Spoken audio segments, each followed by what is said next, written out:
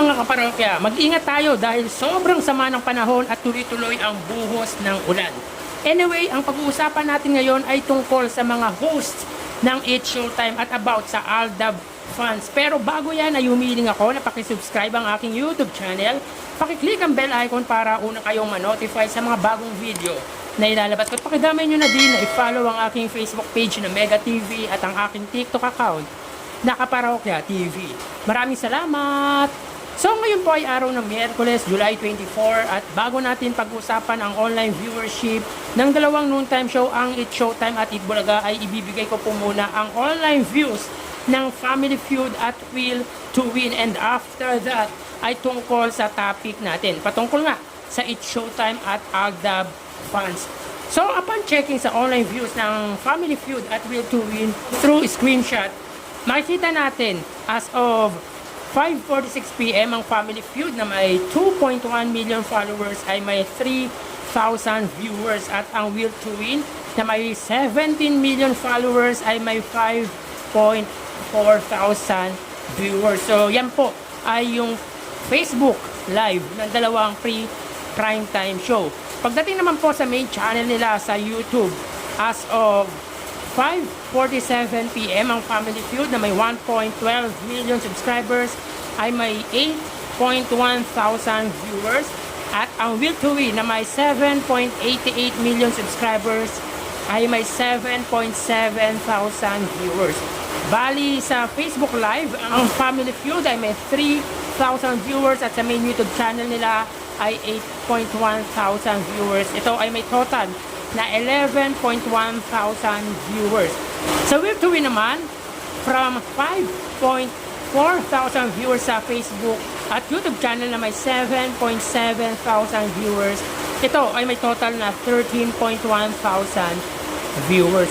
Wala pong live ang TV5 under TV5 Philippines, kung kaya di natin sinama ang TV Network YouTube channel ng dalawang programa. So yan po ang nangyari sa views online kahapon ng Will to Win at Family Feud. So mapunta tayo sa topic natin about sa It's Showtime. So rumampa ang mga It's Showtime host sa pa-red carpet ng GMA sa kanilang big event last Saturday na GMA Gala 2024. So 2 consecutive years nang napapasama ang It's Showtime family sa gala or gala ng GMA. So yun nga, may kita dito ang mga hosts ng It's Showtime at executive ng ABS-CBN sa naganap na big event ng GMA tulad ni Jong Hilario, Vong Navarro, Ogie Alcacid, Ryan Bang, Darren Espanto at Vice Ganda. Present din ang mga executives ng ABS-CBN na sina Mark Lopez, Carlo Katigbak at Miss Cory Vedanes. So syempre dapat present talaga ang mga It's Showtime family dito dahil malaki ang naitulong at maitutulong ng It's Showtime sa TV network ng mga kapuso. Ganon din naman ang GMA network sa It's Showtime. So glamoroso at napaka-elegant ang mga suot ng mga host ng It's Showtime, lalo na si Anka Boga Ballstar Vice Ganda na kumikinang-kinang ang dress nito. So patunay lang na ito na hindi lang kapamilya ang It's Showtime kundi kapuso pa.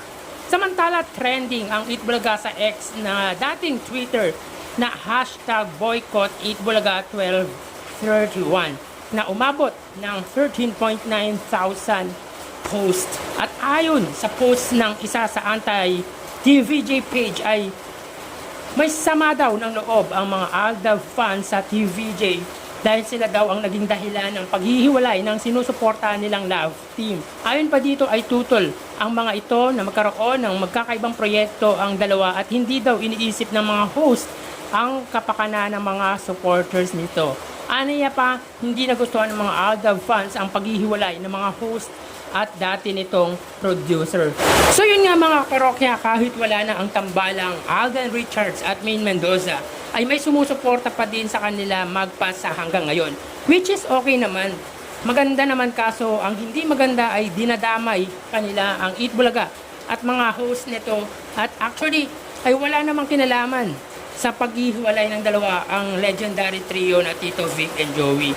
Support pa nga ang TVJ sa mga gustong gawin ng dalawa. Pero syempre, may kanya-kanyang decision si Maine at Alden na hindi nasaklaw ng legendary trio.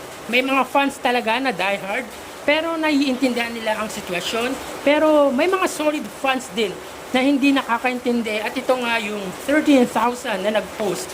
Sobrang sikat naman kasi yan ng Aldab noon, at no doubt na walang fans na gagawa ng ganito, na i-boycott ang show ng hinahangaan nila. Huwag nang idamay ang wala namang kinalaman, at respetohin na lang kung ano ang naging desisyon ni Maine Mendoza at Alden Richards. So tara ating alamin ang online viewership ng dalawang noontime show. Para sa Eat Bulaga under TVJ Facebook page na may 2.5 million followers, at sa Eat Showtime naman na may 18 million followers. So as of 12:53, may kita po natin dito na ang Eat Showtime po ay may kasalukuyang segment na Gimme 5.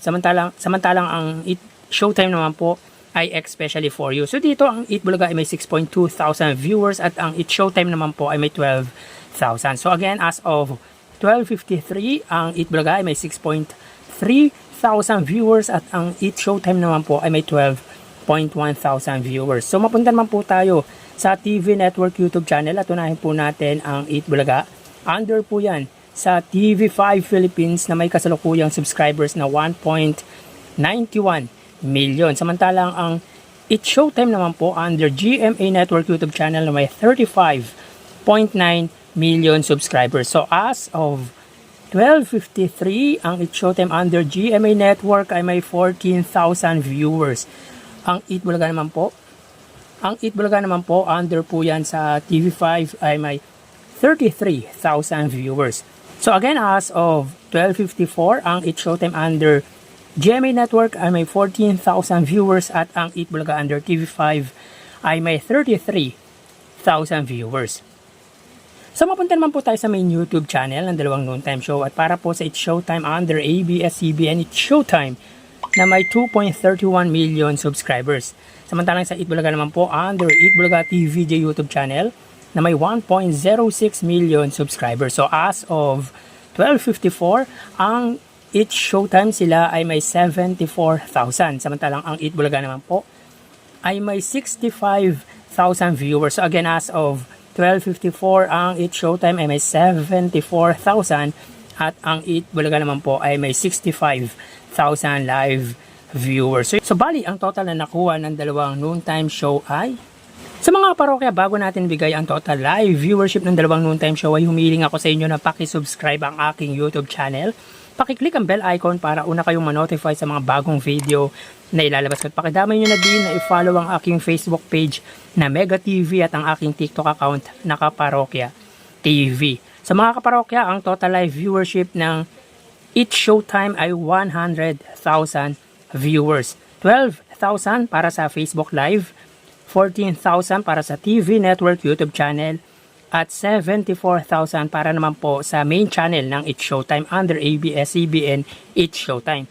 Samantalang ang Eat Bulaga naman po, sila po ay nakakuha ng total live viewers na 104,000 viewers. 6,000 po para sa Facebook Live, 33,000 para naman po sa TV Network YouTube channel under TV5, at 65,000 viewers under naman po yan sa main channel ng Eat Bulaga under TVJ YouTube channel. So yan po ang lumalabas sa kanilang online viewership as of 12:56 PM. At mamaya magbabalik po tayo sa ikalawang bahagi ng online viewership ng dalawang noontime show. Magpapaalam po muna pansamantala. Thank you and God bless.